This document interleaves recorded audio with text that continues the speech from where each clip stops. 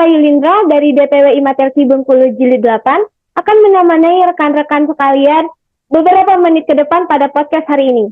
Podcast hari ini bertemakan optimalkan waktumu, maksimalkan prestasimu.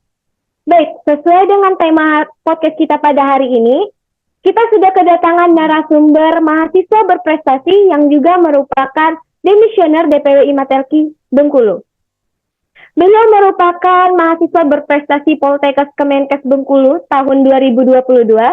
Beliau juga pernah meraih runner-up kedua pada National Science Innovation Competition 2022.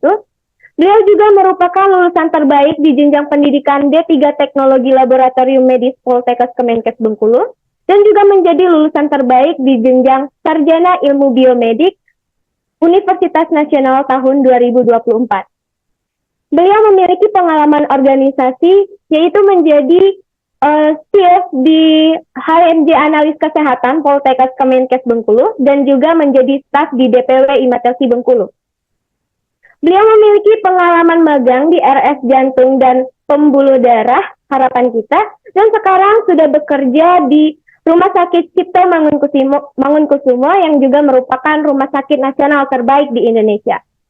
Baik, kita sudah bersama Kak Syifa Gustiana SIC. Halo Kak Syifa. Halo, Apa kabarnya nih Kak? Sehat? alhamdulillah sehat. Teman-teman DPW Matelki Bengkulu gimana di sana? Sehat-sehat aja nih Kak, Alhamdulillah.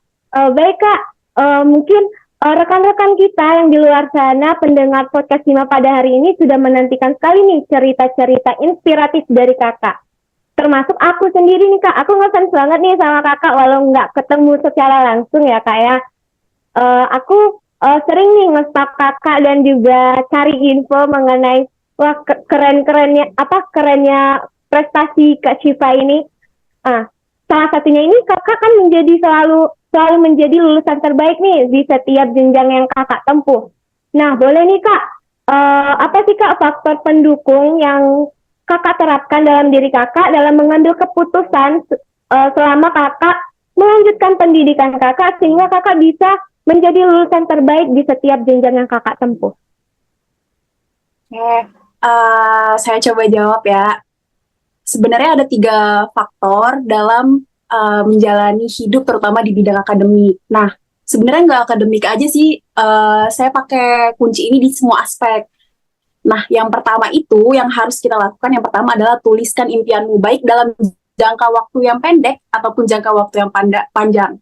Nah, yang kedua, have a good habit. Nah, have a good habit ini dimulai dari mana sih? Yang pertama, kita bisa buat langkah-langkah kecil yang kiranya bisa membangun kita menjadi pribadi yang lebih baik. Yang pertama, misalnya buat jadwal belajar yang teratur, lalu kita juga harus menemukan lingkungan yang tepat untuk belajar. Setelah itu, kita harus punya skala prioritas. Prioritas mana yang harusnya kita lakukan terlebih dahulu dan mana yang paling penting. Nah, itu yang kita utamakan dan itu yang kita kerjakan duluan. Setelah itu, kita harus tahu diri kita sendiri dulu. Sebenarnya kita itu cocok dengan metode belajar yang seperti apa sih? Nah, kayak gitu. Nah, setelah kita dapat semua aspek itu, nah kita harus mencoba konsistensi dalam semua aspek tadi. Dan jangan lupa juga kerja yang keras, tapi jangan lupa dibarengi dengan istirahat yang bagus juga. Jadi kalau seandainya kita udah kerja keras, tapi istirahat juga nggak teratur, kan otomatis nggak maksimal si usaha yang kita lakukan tadi. Dan yang paling utama adalah berdoa juga. Karena usaha tanpa doa itu bohong, dan doa tanpa usaha itu bohong, usaha tanpa doa itu sombong. Jadi apapun yang kita lakukan itu harus diiringi dengan doa. Dan yang terakhir itu jangan pernah bosan untuk menuntut ilmu. Itu sih yang paling penting. Apapun yang nggak kita tahu, ya kita harus mencoba untuk mencari tahu dan jangan mau takut gagal. Karena kalau kita takut gagal aja, gimana cara kita mengembangkan diri sendiri? Jadi itu sih kuncinya. Itu Baik, sih Kak. dari Kak. Terima kasih nih Kak atas jawabannya. Yang pasti kita sebagai anak muda yang harus terus mengembangkan dirinya, pastinya kita harus selalu konsisten ya Kak dalam menghadapi tantangan di setiap impian-impian kita. Terus kita juga harus menentukan skala prioritas nih Kak. Tentang skala prioritas, boleh nih Kak tips Kakak mengatur skala prioritas Kakak. Sebenarnya sederhana sih, kayak misal nih dari segi tugas, tugas anatomi fisiologi itu dikumpul di hari Senin, sedangkan tugas biokimia itu dikumpul hari Senin juga, tapi di jam siang. Dari situ aja kita bisa menentukan mana yang harus kita lakukan duluan. Otomatis kita harus belajar dan mengerjakan si anatomi fisiologi dulu dong. Nah, misal ini nggak tentang akademik sih. Misal dari jam 7 pagi kita kuliah, setelah itu kita ada rapat di jam 2 siang, dan di jam 4 siang itu ada rapat lagi di organisasi lain. Nah, itu kan otomatis waktu kita terkuras kan untuk menghabiskan waktu-waktu di pertemuan itu. Nah, kalau bisa, di antara pertemuan itu kan pasti ada jeda. Nah, disitulah kita memanfaatkan waktu untuk mengerjakan si anatomi fisiologi tadi. Kalau bisa, dalam jangka waktu itu kita harus bisa selesai mengerjakan satu tugas yang tadi. Begitu nyampe di setelah pertemuan kedua. Nah, setelah itu selesai, otomatis kita perlu istirahat dong. Gak mungkin kan kita pulang ke kosan, ngerjakan lagi, dan pasti kita dalam keadaan yang capek, itu pasti kan menguras tenaga, dan besok paginya nggak optimal kan. Jadi otomatis kita harus memanfaatkan sela-sela waktu yang tadi untuk bisa menyelesaikan semua itu. Jadi malam tinggal istirahat, besok kita mulai lagi kayak gitu lagi. Jadi memanfaatkan waktu yang kosong. Oke, betul sekali Kak. Setelah tamat dari D3 ini Kak, kalau boleh tahu nih, pertimbangan yang Kakak putuskan untuk mengambil keputusan dalam melanjutkan pendidikan atau bekerja terlebih dahulu, itu apa sih Kak kepertimbangannya Kak? Pertimbangannya ya. Jadi sebenarnya dulu kakak itu setelah tamat D3 mau lanjut kuliah lagi rencananya. Setelah itu kakak cobalah melanjutkan S1 Biomedik di UNAS. Nah, karena jenjang biomedik di UNAS itu juga termasuk kelas malam dan rata-rata ngikut karyawan, jadi kayak di situ kakak terbentur. Ini kelas malam, pagi sampai sore saya nggak ada ngapa-ngapain. Ijazah D3 saya nganggur dong otomatis. Jadi kayak sayang nggak sih 3 tahun yang udah kita capek-capek belajar, 3 tahun yang capek-capek udah kita optimalkan waktunya, kita nggak pakai apa-apa, sayang dong. Jadi otomatis gimana sih yang 3 tahun itu bisa berarti otomatis kita harus kerja dulu. Sebenarnya berat sih kalau nyambi kuliah sambil kerja, cuman tergantung lagi di keputusan kalian masing-masing. Sebenarnya kalian pengen ke optimalisasikan atau perbanyak dulu skill kalian di bidang D3, atau kalian mau bidang yang lebih dari D3. Itu sih sebenarnya. Kalau seandainya kalian pengen optimalkan dulu, ya otomatis kalian harus cari kerja dulu. Nah, karena di cari kerja itu juga, itu bisa membangun pikiran kalian dan kedewasaan kalian sih, itu lebih tepatnya. Kalau seandainya bisa dua-duanya disambi, ya kenapa enggak? Tapi ya harus sesuai tanggung jawab kalian tadi, kalian harus sanggup, gitu. Oh iya, berarti Kak Syifa ini sudah dapat kerja dulu ya, baru melanjutkan pendidikan di S1 UNAS? Enggak, justru kuliah dulu, nunggu pengumuman kerja, udah dapat 3 bulan kuliah baru kerja. Gitu. Oke, baik Kak. Nah, untuk pertanyaan selanjutnya nih Kak, kan RSCM itu kan merupakan rumah sakit nasional terbaik nih Kak ya di Indonesia. Nah, setahukannya nih Kak, kalau pengen kerja di rumah sakit terbaik ini, harus memiliki pengalaman kerja beberapa tahun di instansi lainnya terlebih dahulu Kak. Nah, Kak Syifa ini kan lulusan D3 TLM Poltekkes Kemenkes Bengkulu dan langsung lulus kerja di RSCM nih Kak. Boleh nih Kak tips buat rekan-rekan TLM kita di luar sana nih Kak? Jadi setelah kalian lulus itu, sebenarnya hal yang kalian lakukan pertama kali adalah berusaha untuk mencoba. Sebenarnya nggak semua nggak harus dicipto. Semua lowongan pekerjaan coba masukin dulu. Seandainya nanti keterima di salah satu lowongan, nah fokuskan di situ. Misal yang pertama itu ada tes tulis. Nah, 3 tahun yang kita belajar itu disitulah dites ya. Pas waktu mau UKOM, itu kalau bisa pelajaran-pelajaran itu jangan langsung dilupakan. Karena pas waktu tes masuk kerja, khususnya di rumah sakit pemerintah, itu pasti dipakai. Pasti pertanyaannya mirip-mirip sama pertanyaan UKOM lah, kayak dari segi warna tabung dan lain-lain itu pasti dipakai. Yang kedua, setelah kalian fokuskan ke tes tulis, kalian fokuskan ke wawancara. Nah, di wawancara ini itu yang paling sering terjebak. Di wawancara, kalian harus mengenali diri kalian sendiri dulu.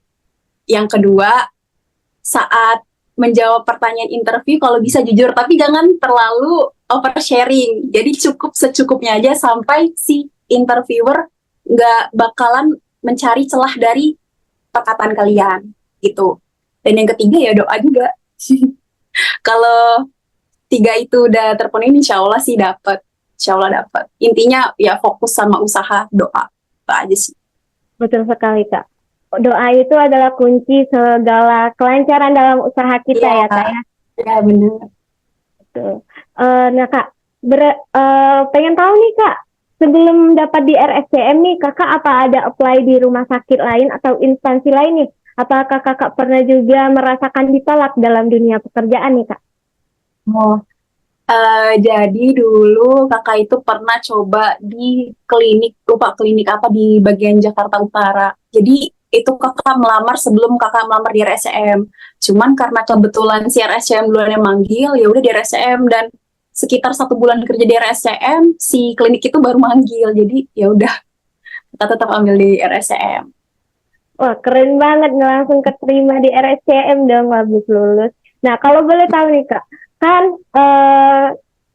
banyak nih orang-orang bilang kalau udah keterima kerja di instansi terbaik, apalagi ya Kak, sudah dapat gaji nih, motivasi buat melanjutkan ilmu ke jenjang yang selanjutnya itu pasti agak berkurang ya Kak semangatnya. Nah, Kakak apakah ada kepikiran untuk lanjut S2 lagi, dan apa sih Kak motivasi kuat Kakak untuk bisa terus upgrade ilmu Kak?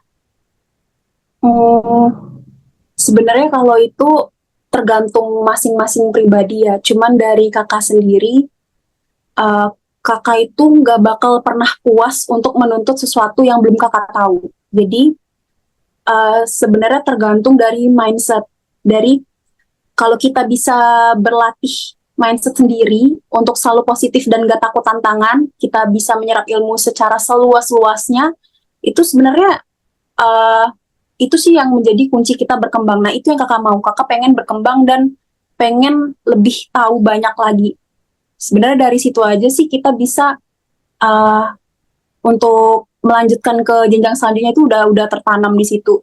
Dan emang kadang beberapa kayak motivasi melanjutkan pendidikan itu berkurang ya karena bisa jadi dari segi faktor capek kerja, terus juga tuntutan kerja yang gak main-main. Tapi ya balik lagi ke kita yang pertama. Sebenarnya yang kita cari selama ini tuh apa sih? Kalau seandainya kita pengen cari hal yang lebih luas lagi, ya kita harus sambung, sambung, sambung sampai dapat yang terakhir. Kalau seandainya kita hanya sebatas jadi kura-kura dalam tempurung, ya udah di situ aja. Emang kita jago di situ, cuman ya udah sebatasnya itu aja. Jadi kayak ya udah sih, ibarat kata umur kamu cuma batas 50, ya udah 50. Kalau seandainya kamu bisa umurnya sampai 70, kenapa nggak kamu lanjutkan sampai 70 gitu intinya. Jadi selagi kita bisa untuk uh, mengambil ilmu sebanyak-banyaknya, ambil dari manapun, termasuk dari si jenjang perkuliahan. Jangan pernah putus asa lah intinya gitu. Jangan pernah putus asa, terus jangan pernah patah semangat gitu sih. Wah, keren banget jawaban Kak Syifa kali ini. Saya sangat terinspirasi nih dari jawaban-jawaban Kak Syifa. Baik Kak, untuk selanjutnya nih Kak, kan banyak nih tantangan kerja di RSCM, apalagi RSCM ini merupakan rumah sakit nasional dan rumah sakit rujukan terbaik juga nih di Indonesia ya Kak ya. Nah, bagaimana sih Kak Kakak bisa survive tantangan-tantangan tersebut, dan apa sih Kak kesempatan yang Kakak dapat dari bekerja di RSCM? Oke. Bagaimana kakak survive? Yang pertama itu harus menguatkan mental sendiri ya.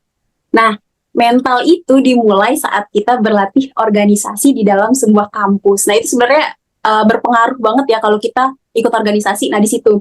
Kalau seandainya kita ikut organisasi, mental kita terlatih walaupun itu paling sekitar 25%-nya dari mental di pekerjaan.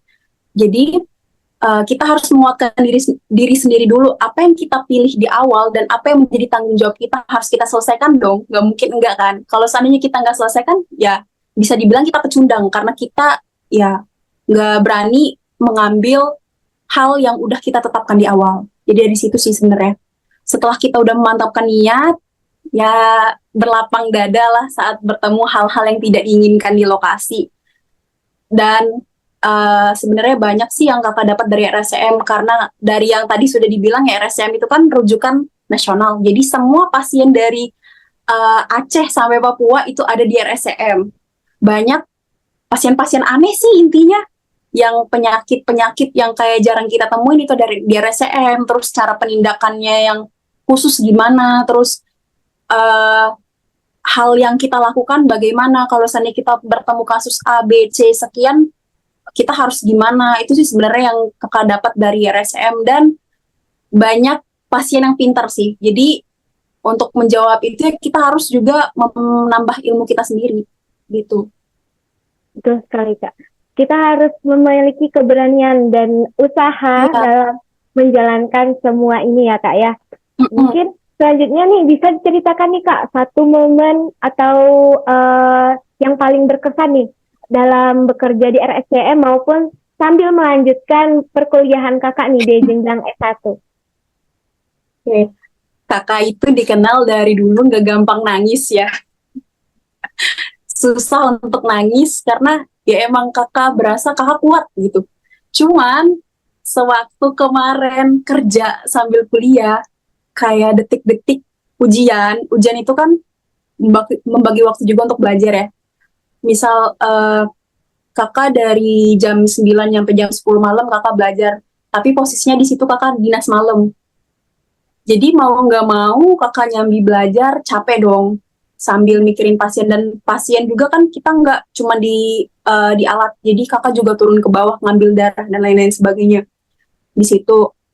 Terus nyampe pagi kan itu dinas malam dan siangnya kakak ujian itu nyampe jam 5 sore terus harus siap-siap lagi ke dinas malam dan detik-detik disitulah kakak baru ngerasain capek banget, nangis banget di kereta. Padahal sebelumnya itu kakak nggak pernah nangis sama sekali. Itu karena emang capek-capek banget.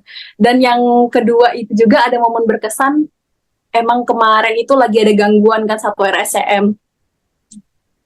Posisi kakak udah capek dari ujian, terus karena ribet pasien dan sistem juga lagi nggak beres, otomatis kita juga diserbu dokter, mau minta A, B, C, terus pemeriksaan hasil A, B, C itu gimana, otomatis kita capek juga. Dan disitulah di lift kakak pertama kali nangis 5 menit pas waktu pintu ditutup.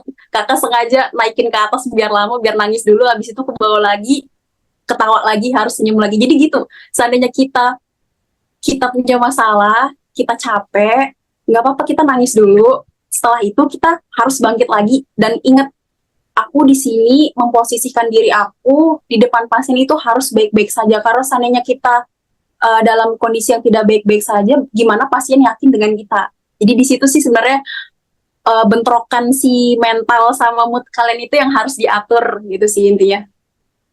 Ya betul sekali ya Kak, mood itu sangat mempengaruhi hasil pekerjaan kita ya Kak. Apalagi bisa mempengaruhi hasil lab orang lain nih Kak ya kan.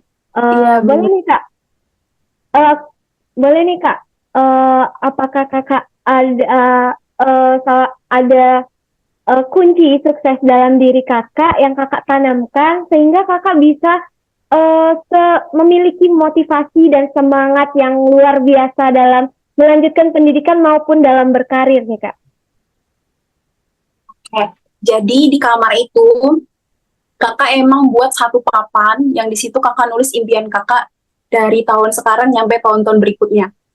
Jadi saat kakak capek, kakak bakal lihat tulisan itu dan kayak merasa merefleksikan diri juga kalau seandainya aku gagal gimana, kalau seandainya aku berhasil gimana. Terus aku masa sih nggak bertanggung jawab dengan hal yang sudah aku tulis di papan itu? Masa sih harus sekedar FOMO dulu nulis-nulis, terus nggak kecapai apapun? Untuk apa sih aku capek-capek nulis sebanyak ini kalau seandainya usaha aku aja nggak bisa seberat itu dan sekeras itu untuk mencapai hal tersebut. Jadi kalau dari situ ya kuatkan niat dan motivasi aja sih. Jadi sewaktu capek langsung lihat ke sana. Oh, aku mau ini, aku mau ini, aku mau ini. Masih sih aku bisa capek kayak sekarang? Masih sih aku bisa putus asa kayak sekarang? Gimana aku mau bisa berhasil kalau seandainya usaha aku kayak gini? Gimana aku mau berhasil kalau seandainya aku aja batas segini aja aku nyerah gitu.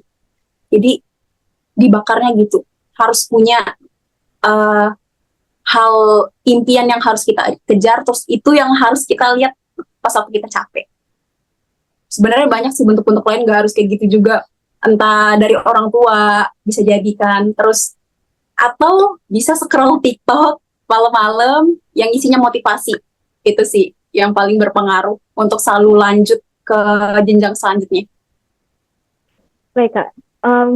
Berarti kita harus mempunyai niat dan tekad yang kuat serta rasa tanggung jawab terhadap keputusan yang Ya, kita ambil ya, Kak. Betul ya sekali benar. nih, Kak. Mungkin apakah ada nih, Kak, pesan-pesan khusus nih buat pendengar podcast kita pada hari ini untuk menambah semangat mereka dalam mengembangkan potensi diri mereka untuk mencapai prestasi-prestasi seperti Kakak ini yang sangat menginspiratif, Kak. Oke, jadi hal yang ingin kakak sampaikan kepada teman-teman semua itu ada 3 hal ya. Yang pertama, selagi kalian masih di jenjang perkuliahan, hal yang terpenting adalah kalian belajar bahasa Inggris karena itu untuk membuka jendela wawasan di luar sana. Yang kedua itu explore the world. Nah, dari semangat situlah kalian harus semangat untuk mengejar hal yang gak kalian tahu, semangat untuk jangan pernah takut gagal untuk hal yang emang baru kalian temuin gitu. Karena itu hal wajar. Yang ketiga adalah networking. Nah, networking ini ketemunya pas waktu kalian berorganisasi. Jadi, selagi kalian berorganisasi, carilah hubungan dan relasi yang sebaik mungkin dari teman-teman di luar sana. Gitu sih. Dari 3 hal itu aja kalian udah sebenarnya udah bisa mencapai hal-hal yang tadi disebutkan sih. Baik, Kak, mengenai networking nih, Kak. Apakah ada hubungannya nih, Kak, Kakak diterima bekerja di RSCM nih, apakah ada koneksi dan relasi yang bisa mendukung Kakak untuk bisa bekerja di sana? Kalau mendukung, sebenarnya sih kakak kemarin cuman sebaran dari teman-teman se-Indonesia kan. Kalau di lingkungan A ada buka lowongan pekerjaan, ya udah coba daftar-daftar gitu. Jadi kayak seandainya kita punya networking, ya kita lebih cepat tahu di mana lamaran yang ada. Sebenarnya untungnya di situ doang sih. Kalau untuk berharap ke hal-hal yang biasa diomongkan orang, seperti orang dalam dan lain-lain, sebenarnya kita nggak usah berharap karena sebenarnya kalau kita udah melihat dari itu aja, otomatis usaha kita nggak bakal keras. Jadi kalau bisa usahakan dan fokuskan ke diri kita sendiri aja. Untungnya networking ya tadi cuman kita lebih tahu sih di lingkungan A itu kayak apa gitu. Terus ada lowongan nggak? Kalau ada, coba nih daftar. Udah kita coba-coba daftar. Cuman dari situ aja sih sebenarnya. Wah, keren sekali nih Sobat Podcast Hima ya, cerita-cerita dari Kak Syifa ini. Eh, Mungkin eh, tentunya tidak mudah ya bagi Kak Syifa untuk berada di posisi ini. Beliau juga melalui hal-hal yang sangat sulit dalam melanjutkan pendidikannya maupun berkarir. Tentunya untuk bisa menumbuhkan semangat dan motivasi seperti Kak Syifa ini, kita memerlukan niat dan tekad yang kuat terhadap sesuatu yang ingin kita gapai. Tentunya kita juga harus bertanggung jawab terhadap apa yang telah kita usahakan, apa yang telah kita mulai, dan apa yang telah kita gapai. Baik Kak Syifa, terima kasih banyak untuk cerita-ceritanya hari ini. Mungkin kita bisa bertemu lagi nih Kak di lain waktu dan dengan cerita inspiratif lainnya. Boleh Kak untuk closing statement buat pemirsa di luar sana nih Kak, pendengar kita nih Kak. Oke, teman-teman podcast Hima, di sini saya ingin menyampaikan satu quotes yang mungkin akan membuat kalian berpikir-pikir untuk apa yang harus dilakukan besok. Jadi, pilihan yang kita buat hari ini itu akan membentuk kita esok hari. Jadi, optimalkan pilihan kita hari ini, didukung usaha, didukung doa, dan fokuskan ke diri sendiri. Semoga usaha kalian untuk mencapai hal yang terbaik di depan itu tercapai. Amin. Sekian dari saya, Siva Gustiana. Terima kasih Kak Syifa telah meluangkan waktunya untuk mengisi podcast Simak pada hari ini. Baik, mungkin sekian dari kita berdua. Sampai jumpa di podcast Simak selanjutnya. Bye-bye. Terima kasih Kak Syifa. Sama-sama.